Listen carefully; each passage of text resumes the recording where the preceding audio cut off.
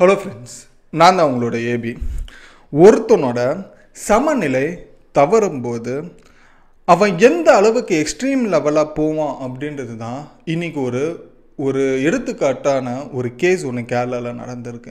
ஒரு 23 வயசு பையன், ரொம்ப நல்ல பையன், சாந்தமான பையன் அப்படின்றதுமே அவனை சுற்றி இருக்கிற வீட்டில் இருக்கிற அக்கம் பக்கம் எல்லாருமே சொல்லிக்கிட்டு இருப்பாங்க. பட் அவன் ஒரு 23 வயசு பையன் தான் பெத்த தாயவே கொல்ல முயற்சி பண்ணியிருக்கான். தான் கூட பிறந்த 13 வயசு ஆகுது தான் தம்பியை கொன்னுட்டான். அவனை தூக்கி வளர்த்த தான் பாட்டியை கொன்னுட்டான். அவன் லவ் பண்ணிகிட்டு இருந்த அந்த பொண்ணையுமே ஸ்கெட்சு போட்டு தூக்கிட்டான். அதாவது அந்த பொண்ணுமே சாகடிச்சிட்டான். இது எல்லாத்தையுமே கேட்க வந்த தான் பெரியப்பா பெரியம்மாவையும் கொன்னுட்டான். கிட்டத்தட்ட அவனோட ஃபேமிலியில் ஒரு 6-7 பேரை கம்ப்ளீட்லி ஒரே நாளில் கொன்று குவிச்சிருக்கான். அவனும் போயிட்டு இந்த மாதிரி என் ஃபேமிலி இருக்க மொத்த பேரையுமே நானே ஒருத்தனை கொன்னுட்டேன் அப்படின்னு சொல்லி சரண்டருமே ஆகியிருக்கான். இந்த ஒரு கேஸ் கிட்டத்தட்ட எனக்கு தெரிஞ்சு ஒரு 3 நாளைக்கு முன்னாடி நடந்திருக்கேன். இந்த கேஸ் எல்லாமே இன்னைக்கு கேரளா சிஎம் வரைக்கும், கேரளாவில் இருக்கிற எல்லா மக்களுமே ரொம்ப பரபரப்பாக பேசப்பட்டு இருக்கிற ஒரு விஷயம்தான் த கேரளா ஃபேமிலி கேஸ். ஸோ அந்த 23 வயசு பையனுக்கு என்னதான் பிரச்சனை? தான் பெத்த அம்மாவையே கொல்ல முயற்சி பண்ணியிருக்கான், தான் கூட பிறந்த சொந்த தம்பியவே கொன்று இருக்கான், தூக்கி வளர்த்த பாட்டியுமே கொன்று இருக்கான், லவ் பண்ண பொண்ணையுமே கொன்று இருக்கான், கேட்க வந்த பெரியப்பா பெரியம்மாவையுமே கொன்று இருக்கான். யார் இவனுக்கு என்ன பிரச்சனை? ஒரு குடும்பத்தில் நம்ம எந்த அளவுக்கு ஒருத்தங்க மேலே பாசமாக எவ்வளோ க்ளோஸ் ஃபேமிலிஸில் இருப்போம், தம்பி அம்மா எல்லாம், அவங்களாம் நம்ம நினச்சி கூட பார்க்க மாட்டோம், அவங்களாம் நம்ம கையால் கொள்வோம். பட் அவன் பண்ணியிருக்கான். பட் அதுக்கு பின்னாடி இருக்கிற காரணம் என்ன? அதை பற்றி தான் இந்த ஒரு வீடியோவில் தெரிஞ்சுக்க போகிறோம். ஸோ வாங்க, கேரளா முழுக்க ரொம்ப பரபரப்பாக இன்றைக்கி ரொம்ப ஹாட் ஆஃப் த நியூஸாக போய்கிட்டு இருக்கிற ஒரு விஷயத்தை பற்றி தான், ஒரு கேஸை பற்றி தான், த கேரளா ஃபேமிலி கேஸை பற்றி தான் தெரிஞ்சுக்க போகிறோம். ஸோ வாங்க வீடியோக்குள்ளே போகலாம். நான் தான் உங்களோட AB and welcome to our channel. இன்னும் நம்ம சேனல் சப்ஸ்கிரைப் பண்ணனா உடனே சப்ஸ்கிரைப் பண்ணிக்கோங்க. அப்போ தான் இது போல் உலகத்தில் நடக்கிற பல விஷயங்கள், முக்கியமாக நம்மளை சுற்றி நடக்கிற பல விஷயங்களை நீங்கள் வெறும் 10 நிமிஷத்தில் இந்த சேனல் மூலிமா தெரிஞ்சுக்கலாம். அதுக்கு உங்களோட சப்போர்ட்டை சப்ஸ்கிரைப்ன்ற ஒரு விஷயத்தில் காமிச்சிக்கோங்க. சப்ஸ்கிரைப் மறக்காமல் பண்ணிவிடுங்க, ஓகேவா? ஸோ ஃபர்ஸ்ட் விஷயம் எங்கேருந்து ஆரம்பிக்கலாம் அப்படின்றது பார்க்கும்போது, இந்த ஒரு கொடூர செயல் எப்போ நடந்திருக்கு அப்படின்றது பார்க்கும்போது ஒரு ஆல்மோஸ்ட் 2-3 நாளைக்கு முன்னாடி நடந்திருக்கு கேரளாவில். எக்ஸாக்டாக எங்கே அப்படின்னாக்கா, கேரளாவில் இருக்கிற திருவனந்தபுரத்துலேருந்து ஒரு 25 கிலோமீட்டர் தள்ளி போனால் வஞ்சரமேடு அப்படின்னு சொல்லப்படுற ஒரு கிராமம் ஒன்று இருக்குது, ஒரு ஊர் இருக்குது. அந்த ஊரில் ஒரு 23 வயசு பையன், அஃபான் அப்படின்னு சொல்லப்படுற ஒரு பையன், அவன் தான் வந்துட்டு இவ்வளோ பெரிய ஒரு சம்பவத்தை பண்ணியிருக்கான். எக்ஸாக்டாக என்ன நடந்திருக்கு அப்படின்றத பார்க்கும்போது, ஒரு முந்தா நேற்று வந்துட்டு இந்த அஃபான் சொல்லப்படுற 23 வயசு பையன் அங்கே இருக்கிற பக்கத்தில் இருக்கிற வீட்டு பக்கத்தில் இருக்கிற போலீஸ் ஸ்டேஷனில் வந்துட்டு ஒரு தள்ளாடி ரொம்ப நொந்து போய் ரொம்ப டயர்டாக வந்துட்டு அந்த போலீஸ் ஸ்டேஷனை நோக்கி போகிறான். போலீஸ் ஸ்டேஷன் உள்ளே போயிட்டான். போனதுக்கப்புறமா அங்கே இருக்கிற போலீஸ் ஸ்டேஷனில் இருக்கிற ஆட்கள் கேட்குறாங்க, யார்ப்பா நீ, உனக்கு என்ன தேவை, என்ன உதவி வேணும் அப்படின்னு சொல்லி. அவன் அந்த மூச்சு வாங்கினப்படியும் ஒரு மாதிரி மயக்க நிலையிலுமே வந்துட்டு நான் சரண்டர் ஆக வந்திருக்கேன் அப்படின்னா. போலீஸை டக்குன்னு கன்ஃபியூஸ் ஆகி, என்ன பண்ண நீ சரண்டர் ஆகிறதுக்காக வந்திருக்க அப்படின்னு கேட்கும்போது, அப்போ அவன் ஒரு விஷயத்தை ரிவீல் பண்ணுறான். இந்த மாதிரி என் குடும்பத்தில் கிட்டத்தட்ட 7 பேரை நானே ஒருத்தனை கொண்டிருக்கேன் அப்படின்னு சொல்லியிருக்கான். போலீஸ் எல்லாருமே ஸ்டன் அவுட்டு. யாரடா கொலை பண்ண, எங்கே கொலை பண்ண, எப்போ கொலை பண்ண, எப்படி கொலை பண்ண அப்படின்றது கேட்கும்போது என்கிட்ட நிறைய கேள்வி கேட்காதீங்க.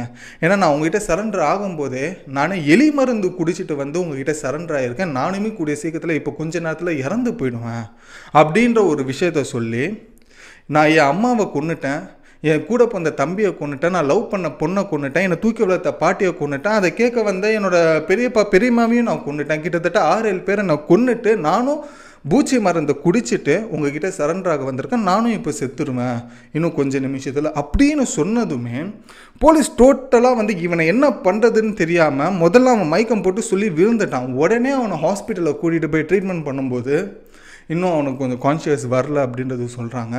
அதுக்கப்புறமா ஒரு நேற்று ஈவினிங்கோ நேற்று மதியானமோ வந்துட்டு இருக்கிற விஷயம் என்ன, நீ எங்கெல்லாம்டா கொன்ன, என்ன உன்னோட ஸ்கெட்ச் இருந்தது அப்படின்றது அவன் கண்ணு முடிச்சதுக்கப்புறம் போலீஸ் கேட்டிருக்காங்க. அதுக்கப்புறமா இப்போ நான் சொல்ல போகிற மொத்த ஸ்டோரியுமே சொல்கிறான்.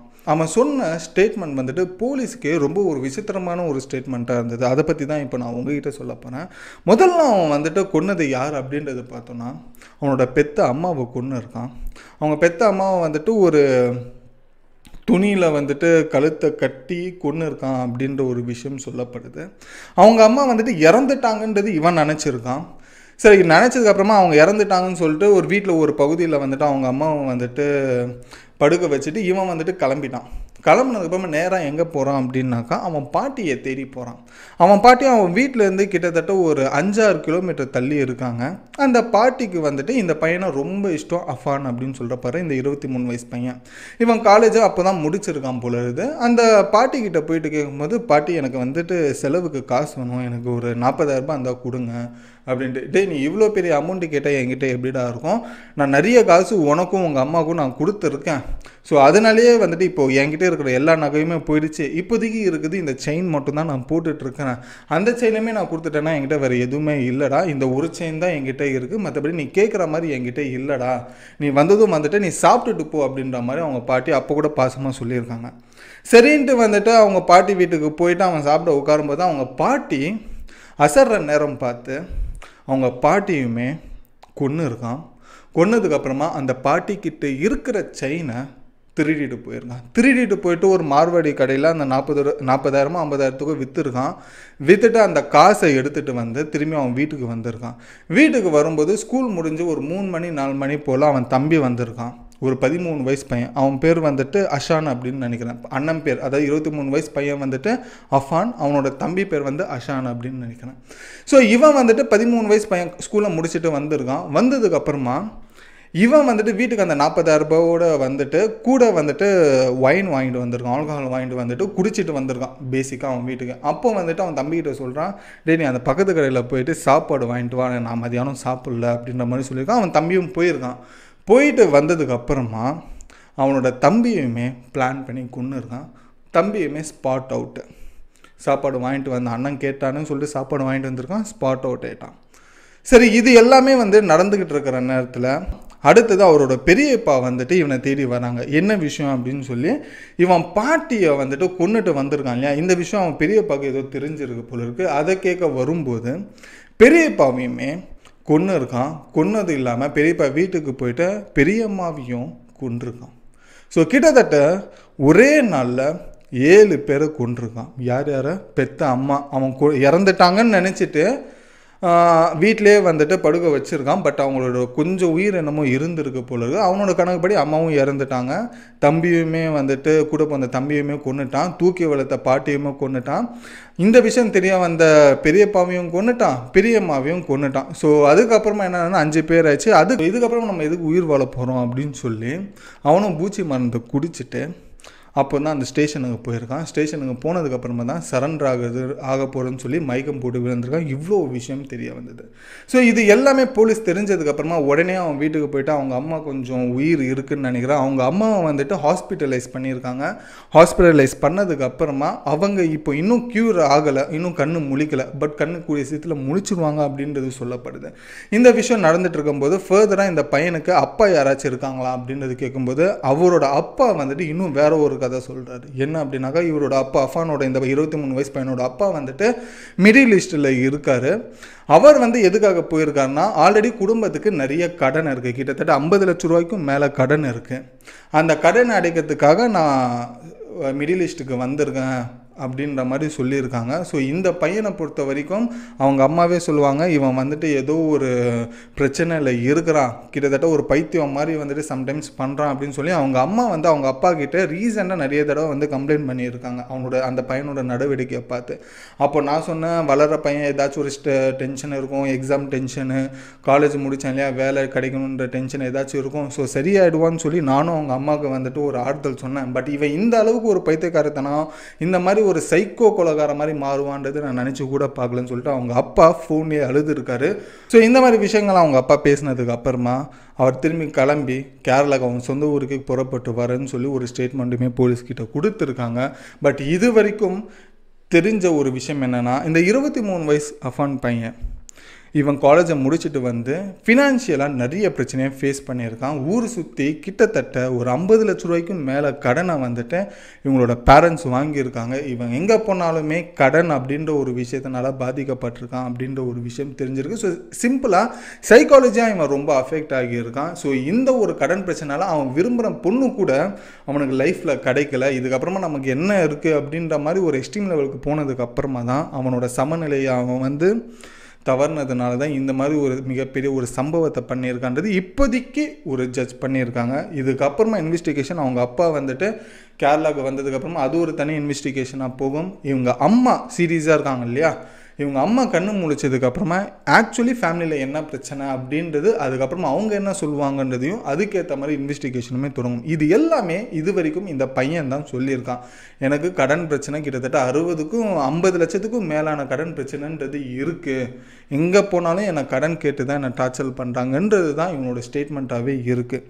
ஒரு கடன் ஒருத்தனுக்கு எந்த அளவுக்கு வந்துட்டு ஒரு பிரச்சனையை கொடுத்துருக்குன்னு பாருங்கள். அந்த கடனை வந்து தான் பெத்த அம்மாவை கூட பார்க்கல, கூட பிறந்த தம்பியை கூட பார்க்கல, அவனை தூக்கி வளர்த்த பாட்டியை கூட பார்க்கல. எல்லாருக்குமே ஒரு எக்ஸ்ட்ரீம் லெவலுக்கு கொன்னுடலான்ற லெவலுக்கு அவன் போய் கொன்னே போட்டுட்டான். ஸோ இந்த சொசைட்டி கொடுக்குற ப்ரெஷர்னால இத்தனைக்கும் அவன் படித்த பையன், அவனுக்கே இந்த ஒரு நிலைமை அப்படின்றப்போ தான் எனக்கு அதிர்ச்சியாக இருக்குது. இது பார்க்கும்போது இந்த மாதிரிலாம் ஒரு எக்ஸ்ட்ரீம் லெவலுக்கு யங்ஸ்டர்ஸ் போவாங்களா, அதுவும் படித்த பசங்க போவாங்களான்றது கேட்டால் இந்த மாதிரி ஒரு கேஸ்லாம் படிக்கும்போது ஒரு விஷயங்கள் தெரியும் போது என்ன சொல்கிறது, ஒரு கடன் எந்த அளவுக்கு வந்துட்டு நம்மளை மாற்றுது அப்படின்றது தான் நினைக்க தோணுது. ஸோ இந்த ஒரு வீடியோ உங்களோட ஃபேமிலி குரூப் இருக்கும், ஃப்ரெண்ட்ஸ் குரூப் இருக்கும், இல்லை ரிலேஷன் குரூப்ஸ் இருக்கலாம், அவங்களுக்கு இந்த வீடியோவை நீங்கள் ஷேர் பண்ணுங்கள். ஒரு கடன் நம்ம சம்பாதிக்கிற பணத்திலேருந்து ஒரு 10%லேருந்து அதிகபட்சம் எனக்கு தெரிஞ்சு ஒரு 15%க்குள்ளே நமக்கு கடன் அப்படின்றது ஒன்று இருந்தால் அது மேனேஜபிள். அதுக்கும் மீறி கடன் நம்ம வாங்கணும் அப்படின்னாக்கா நம்மனாலேயே வாழவே முடியாது, நிம்மதியாக முக்கியமாக வாழவே முடியாது அப்படின்றத தெரிஞ்சுக்கோங்க. நிறைய பேர் ஆடம்பரத்துக்காக வாங்குவாங்க பணங்கள், கடன் அப்படின்றது ஒரு விஷயம், லோன், இஎம்ஐஸ்ன்றது அது நமக்கு தேவையா அப்படின்றத நினச்சிட்டு அதுபடி வாழுங்க. இன்கேஸ் அது நமக்கு தேவைப்படுது அப்படின்றப்போ, ஒரு ஃபார் எக்ஸாம்பிள் ஒரு காரு தேவைப்படுது அப்படின்றப்போ அந்த காரு ஒரு 5 லட்ச ரூபாய்க்கு இருக்குன்னா நமக்கு கார் தான் தேவை, நமக்கு அந்த கார் தான் தேவைன்றது தேவையில்லை. அதே மாதிரி ஒரு 3 லட்ச ரூபாய்க்கு ஒரு கார் இருக்கா, 2 லட்ச ரூபாய்க்கு ஒரு கார் இருக்கா, இல்லை செகண்ட்ஸில் 1 லட்ச ரூபாய்க்கு கிடைக்குதா அப்படின்றது நமக்கு தேவை இருக்குது. அப்படின்றப்போ அந்த தேவைக்கு ஏற்ற மாதிரி அந்த கடனை நம்ம சமாளிக்க முடியுமா அப்படின்றத நினச்சிட்டு தான் அதை நம்ம பண்ணணும். நம்ம பாட்டுக்கு நம்ம வீட்டில் இருக்கிறவங்க, நம்ம மற்ற சொசைட்டியில் இருக்கிறவங்க முன்னாடிலாம் கெத்தாக வாழணும் அப்படின்றப்போ அது இந்த அளவுக்கு ஒரு எக்ஸ்ட்ரீம் லெவலுக்கு கொண்டு போகிறதுக்கான வாய்ப்புகள் அதிகமாக இருக்குது அப்படின்றதுக்கு ஒரு உதாரணம் தான் இந்த கேஸ் அப்படின்றது சொல்கிறேன். ஸோ விரலுக்கு ஏற்ற வீக்கம் அப்படின்றது தான் நான் சொல்லி இந்த வீடியோவை முடிக்கலான்னு இருக்கேன். அடுத்த ஒரு வீடியோவில் சீக்கிரத்தில் பார்ப்போம். ஸோ இன்னும் நம்ம சேனல் சப்ஸ்கிரைப் பண்ணலன்னா உடனே சப்ஸ்கிரைப் பண்ணிக்கோங்க. இந்த ஒரு சம்பவத்தை பற்றி நீங்கள் என்ன நினைக்கிறீங்கன்றதையும் கமெண்ட்டில் சொல்லுங்கள், நானும் படித்து தெரிஞ்சுக்கிறேன். So until then bye bye AV.